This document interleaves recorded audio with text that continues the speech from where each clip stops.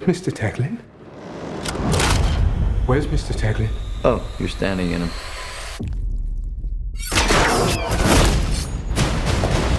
Liam, how you doing, mate? You good? Amazing. I'm doing fantastic, Aaron. I got to see some of Kraven yesterday, and I am blown away by everything I've seen. And I wanted to start by asking, Kraven has a very interesting relationship with animals in this film. We see stuff with leopards, we see stuff with tigers, we see stuff with wolves. And I was doing a little bit of research. All of these animals represent different things in spirituality. So if I were to ask the man himself, what do you think Kraven's go-to spirit animal is? Well, I think he's iconically known for being more connected to the lion. But I feel like that being his strength and his courageousness and his sort of defiance, right? So he definitely carries that symbolism with him.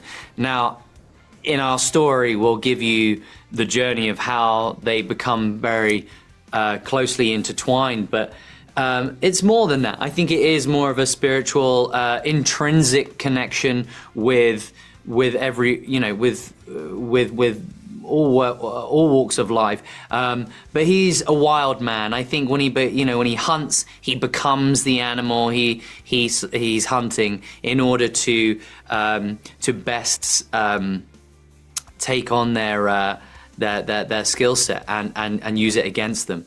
That's why he's the greatest hunter. I loved all that from the comic books, and I loved sort of taking that element and making him this vigilante that goes after everybody who's associated in this world that he does not want to be a part of, and ultimately becomes far worse than any of them. Big time. I love the way you think about your characters. And specifically, I remember reading an interview way back when you played Quicksilver in the Marvel movies, that you pushed for that character in Avengers to show some sweat, show some humanity behind the supernatural abilities that he's got going on. Did you make any similar creative choices with Kraven to kind of show the humanity behind this larger-than-life hunter? Absolutely. I mean, there's a lot in there that's relatable with humanity and humanity's flaws and the seed of darkness and where it kind of spawns from, and he's, you know, holding back fury and anger, and when really all he was looking for was love, right? And that's at its core. There's this family saga in this movie.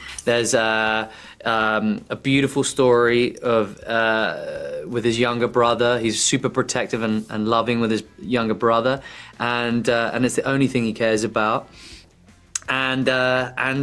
And so there's so much emotion and heart, and you feel empathetic towards this character, yet he is on the path of destruction, and you can so sort of see it go from one to the next, and it's great to take an audience on that journey. It's great to take this sort of villainous comic book character that we know is very iconic, and give him depth, give him a soul. Right? That's what we want to do. It's a comic book character that we're giving a soul. Absolutely. To wrap things up, Aaron, I'd be remiss if I didn't ask you, this feels like the first chapter of Kraven's story. Moving forward, obviously there's a web slinger down the line in the comics. Do you believe your Kraven needs to fight Spider-Man to tie his story all together? I mean, it's very much the question that everyone else is to everyone else, really, right? Because I think what we've done, what we've set up in this story is a really rich character that definitely has the legs to go on and do more damage. I think he should go toe-to-toe with some superheroes that we know. One of my favorite stories is Kraven's Last Hunt. It was one of the source materials I used to go back from, and he's got some dark demons there, and we're basically showing the birth of that and how he becomes the villain that we then come to know. So really, come see this movie, man. Come see this movie. I promise you, it won't disappoint. It's got all the beats that you'd want and more. And I think it could be an audience sort of a villain favorite. You know, definitely to go toe to toe with some other people down the line, man. Yeah, you should have seen me in the screening room. I was wincing, I was emoting, it was awesome. Aaron, thank you again so much for your time. I'm stoked for your audiences to check this one out. Me too. Appreciate it, brother. I stared death in the face, and for the first time, I saw my true self.